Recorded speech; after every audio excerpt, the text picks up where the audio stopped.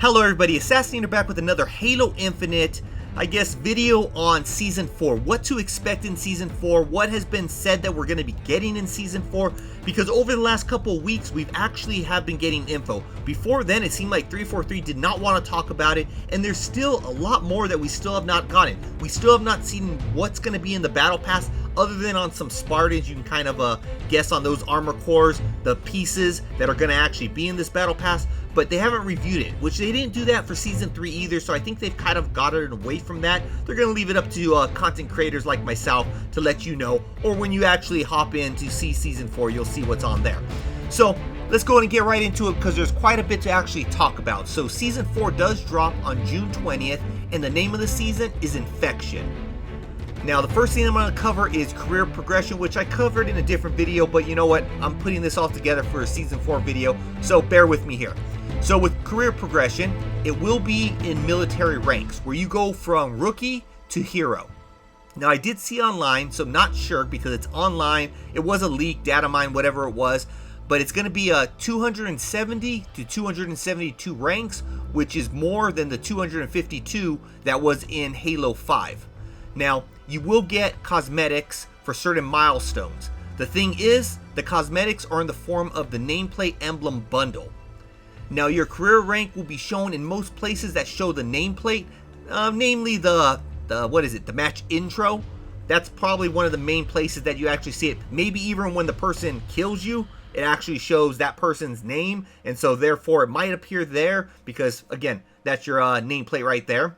But that's basically just the gist of it if you want to see. I mean, to me, the career progression doesn't really mean anything other than how much do you actually play? How long have you been playing for? Something like that. It doesn't actually mean how good you are, because obviously someone who gets in at the end of Season 4 and, you know, they're an Onyx player, they're great, but yet they're starting off at the beginning at Bronze. So, with that said, let's move on to how the XP works. You earn XP for basically playing in matches. They have to be PvP matchmaking matches, and basically it goes by how good you did in that match. You'll always earn progression from just playing the match, but obviously the better you do, the more progression you earn. Now, any of the XP that you've earned in prior seasons do not count. They will not be going back to that, adding all that up. None of that type of stuff counts. Everyone will be starting fresh on June 20th. Season 4, when it starts, that's where everyone starts. Everyone starts off as a rookie. That's just the way 343 is doing it, which to me, I've heard some people not liking it.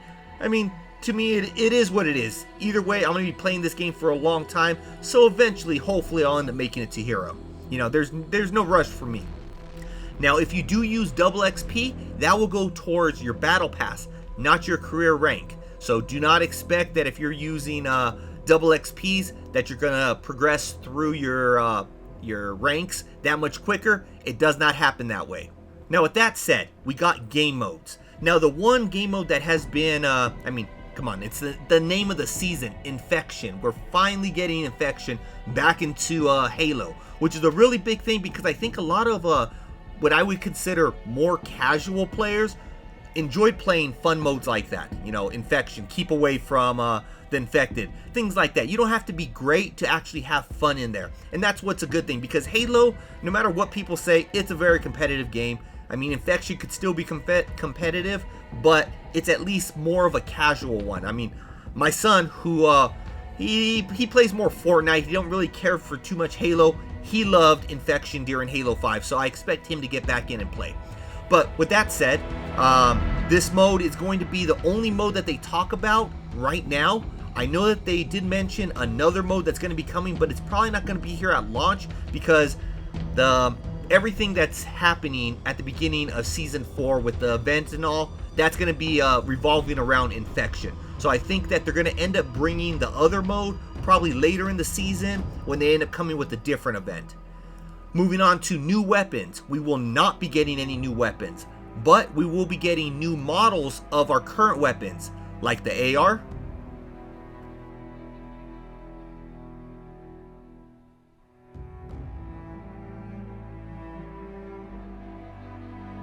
the BR,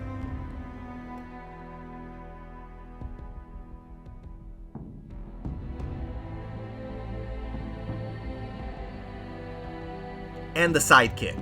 Those are just to name a few of what we're going to get. Nothing else has been confirmed past those, but I would expect us to get other weapon variants, moving forward. And I expect some of those variants to actually end up being in the Battle Pass, and then of course, some locked behind a premium bundle in the shop. Alright, now we're up to new equipment. So we're not just getting one piece of new equipment like we did last season, we're actually getting two. So the first is going to be the Threat Seeker, and how it works is it will not reveal enemies through walls like the Threat Sensor did. It will emit one pulse, kind of like a bubble pulse, and any enemies that are in, view of that, again, if you're hidden behind a wall, it's not going to see them. But if they're there, it will end up lighting up a silhouette for a few seconds so you kind of know where that player is. Now, it is kind of like a projectile, like throwing a grenade, where you kind of shoot it out. It's going to bounce off hard surfaces and then detonate that pulse. And then that's when obviously it's going to show whoever it sees there. To me, this seems like the pro version of the Threat Sensor. Next up, we have the Quantum Translocator, where basically you push the activation button one time and it will create a slip space thread at your current location. Then when you're ready, you push it a second time and it will teleport you back to that location, but then it will end up leaving behind where you teleported from another slip space thread which you can teleport to. Now there is a cooldown, so you can't just be bouncing back and forth between locations, and you got to watch out how you use it because you might bounce back to a different location and there might end up being enemies waiting for you there to ambush you there. Or if you set it up just right, you can ambush other people. Now, this can be used until the timer expires. I don't know how long the timer is. I don't know if it goes from when you actually pick it up or the very first time you drop down a slip space thread. But we'll end up finding out when the game actually launches. Now, moving on from there, we actually have maps. So this season, there's going to be 3 maps, but only 2 at launch. There might end up being even more than that. But the ones that we know about is Forest, which is a arena map.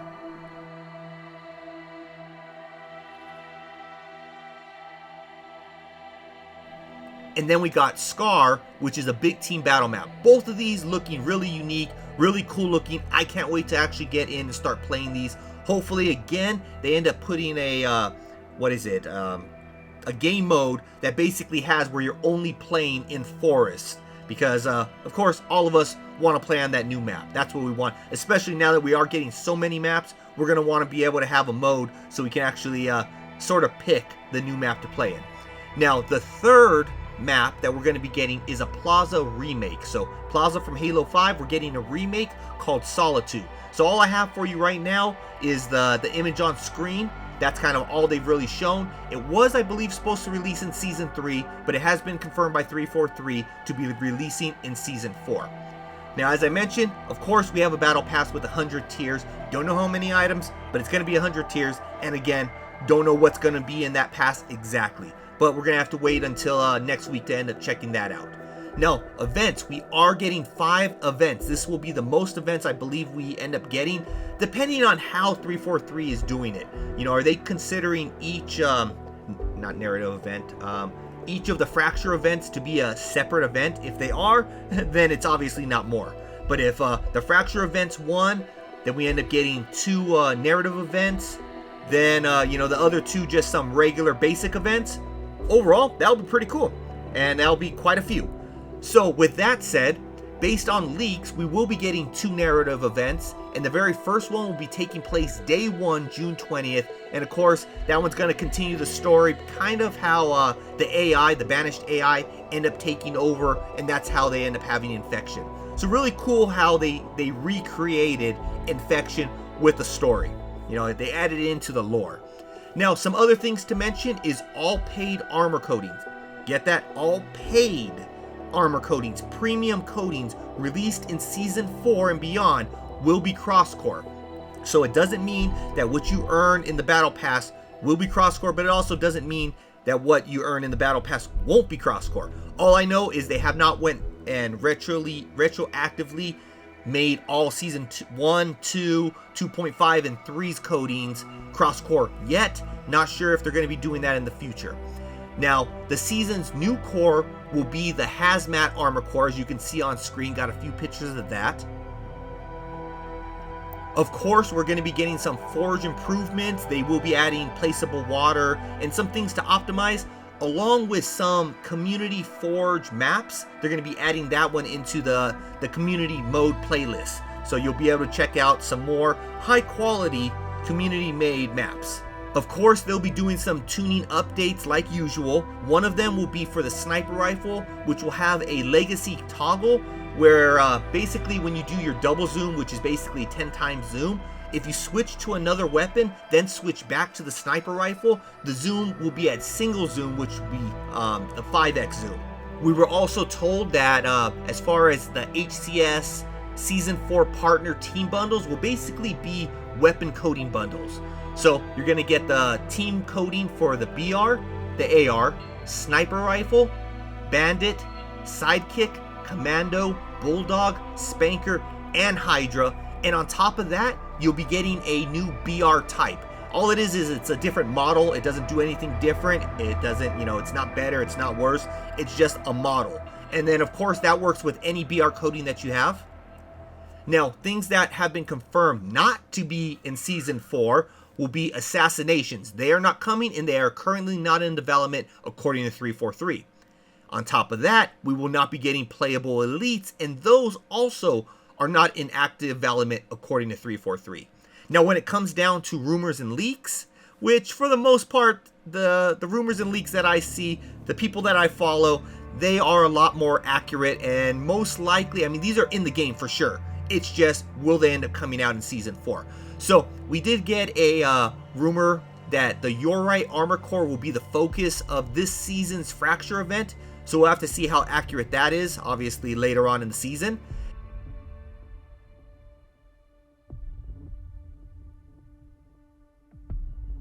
And nothing else has been leaked other than a bunch of different armor coatings. And a lot of them, overall, they're looking pretty unique. I'm not sure that they're really my taste. I'm looking still for that nice black on black coating. That's what I want. So hopefully we end up getting it this season. Or maybe some coatings that are like animated. I think those will actually be cool. Again, not sure I'll really like them on my my armor core, but it'd be cool to actually see those in game, add those onto the weapons also. Overall, Season 4 is looking to me to be possibly the best season yet as far as content. It could be that, Season 1, 2, 2.5, and 3, they've kind of set us up with a good amount of game modes, good amount of maps. So now we're finally getting to the really good part of Halo Infinite, where I think a lot of us wish we would have been day one. So that's going to be it for this video. Hopefully I got you caught up on everything coming in Season 4. Hopefully I didn't miss out on anything. If there was anything that I missed that you know about, go ahead and put it in the comments below. I might end up putting a pinned comment with a list of everything that I might have forgotten. We'll end up seeing how much stuff I end up forgetting and that you guys know about. But until next time, Assassinator's out.